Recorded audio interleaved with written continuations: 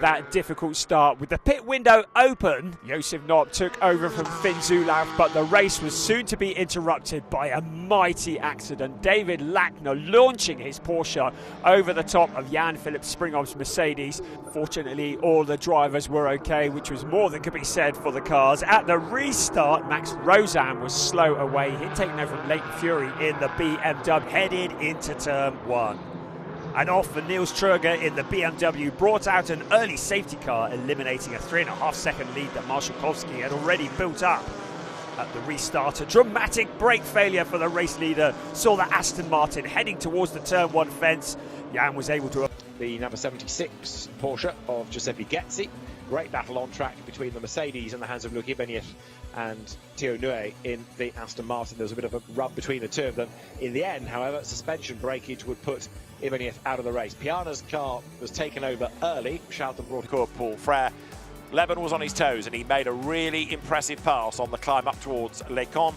And that meant that as they came into the corner, he switched sides, went round the outside of the Audi. Tom Leben came through to take the race lead, and Tom Leben and Josh Rattigan celebrate a first win of the year in GT4 European Series. In the end, the winning margin 3 points. Nach dem Safety Car also der Restart.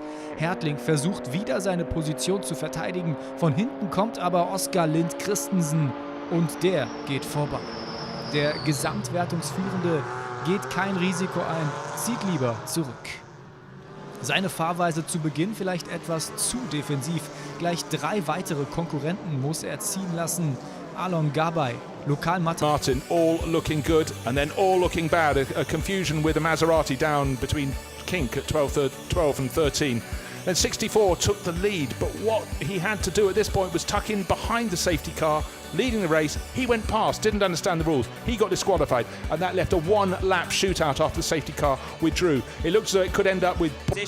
who converts his pole position into the lead of the race, into the downhill right-hander. 27 cars in the intense late summer heat engage in fierce battles as soon as the lights go green.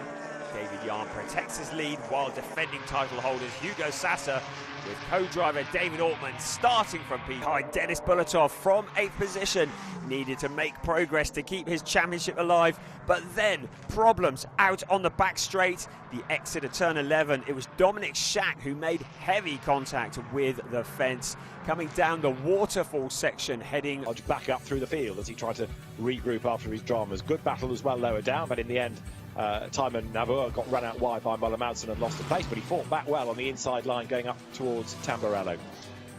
Charging in the second part of the race with the Mercedes, but Xavier Llaveras had driven it to begin with. We had an early full course yellow as the pit window opened because... Yes, events team did not want to see its car slowing down and pulling off. That put the NM Racing Mercedes into the lead of the race. The Aston Martin pulled off the circuit. Look how tight it was behind on the restart. But for Luc Ibanez, he did everything right, and there he's taking the flag. Check it. It was for him. Hustled his way past Rodrigo Almeida in the pink BWT Mucker Motorsport Mercedes, but Rodrigo was enjoying his best ever performance in the GT4 Germany and was immediately fighting back. Jan-Philipp Springov had the best seat in the house as he watched a challenge for the lead. Bulatov saw a gap on the inside of Zulauf. The two make contact and the Porsche speared off into the gravel with enough damage to end his race. This was the view from Finn's perspective. He was under no illusions as to whose fault it was when he brought the car between turns 6 and 8, and then when the racing got underway again, it was Pavel Lefterov being pushed very hard indeed by Matt Nicol-Jones. Had a couple of place changes. It was fantastic battling side by side, occasional bit of bodywork rubbing perhaps, hard to pick out in the night. Anything you can do, I can do better. That was the feeling of Pavel Lefterov. But there he really put Matt Nicol-Jones very wide over the curbing at the final corner. A little bit of contact down at the hairpin. And this was a moment around the outside. Swallowed up a little by the rest of the field as they headed into turn 1, but keep an eye on Gabriel Piana in the Hofer Racing by Bonk Motorsport BMW, looking to make it 3 out of 3 wins this season and starting the race in exactly the right way, muscling through into second place, but Mark Di Fulgentio very much in control. Safety-Car-Phase danach und dann ging es weiter mit Rennaction. Vor allem mit Nico Handke in der Hauptrolle. Einige Überholmanöver des Deutschen, der sich mit dem Niederländer Max Jansen das Cockpit teilt. Wenig später hat der Aston Martin die riesige Lücke aber zugefahren und macht richtig Dampf. Ortmann hat deutlich mehr Speed und übernimmt die Führung. Im Verfolgerfeld wählt Nico Handke anschließend gegen Jannis Fietje genau den richtigen Weg, geht erst nach außen und hat his position at the front. A collision between Alex Connor in the Mucker Motorsport Mercedes and Max Kronberg in the W&S Motorsport Porsche propels both cars into the fence with little chance of rescuing the situation in the slippery conditions. It brings out a red flag for repairs to be made to the tyre barrier. Dahinter dreht Jan-Philipp Springer früh auf und zieht vorbei an Alexander Connor. Beim Champion läuft es dagegen überhaupt nicht rund. Mike David Ortmann geht nach einem Treffer auf die Felge ab ins Kies.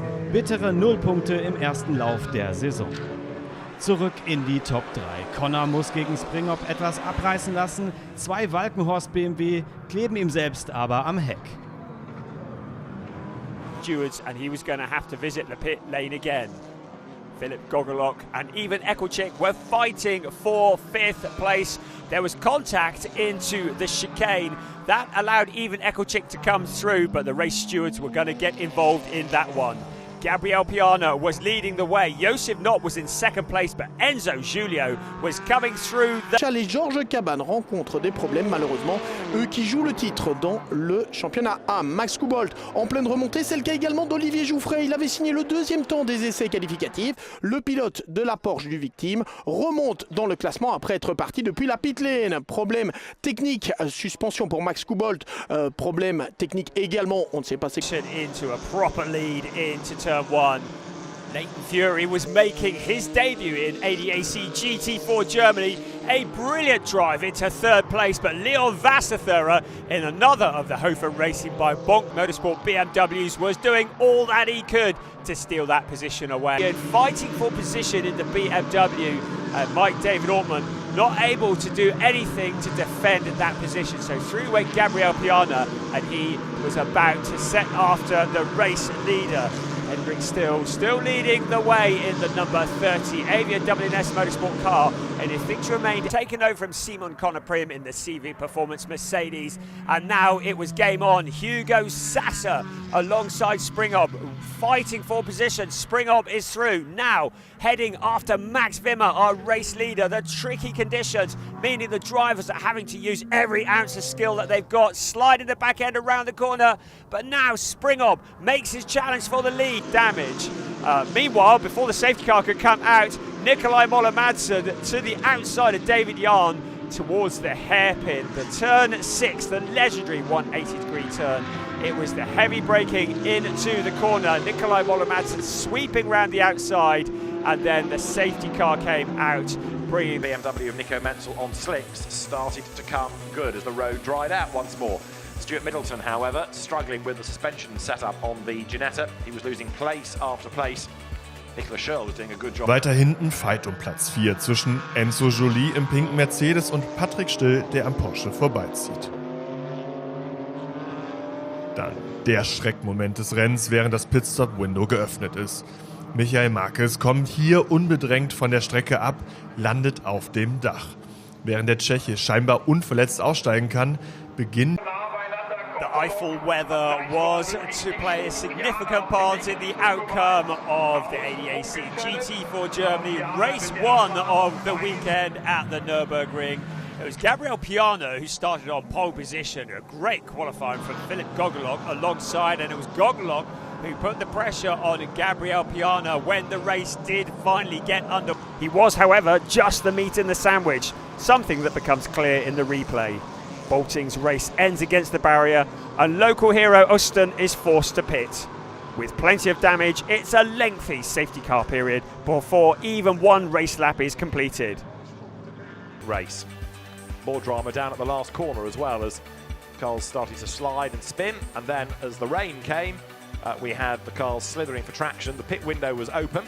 Some came in for wets, others couldn't slow down in time, and the race. Such a battle that was occurring. Josef Knopp fending off the number 20 car being driven by Maxi Tarillion, but Tarillion getting it all wrong, connecting with the wall, and he too was to retire from the race. Maxi Tarillion bringing the Porsche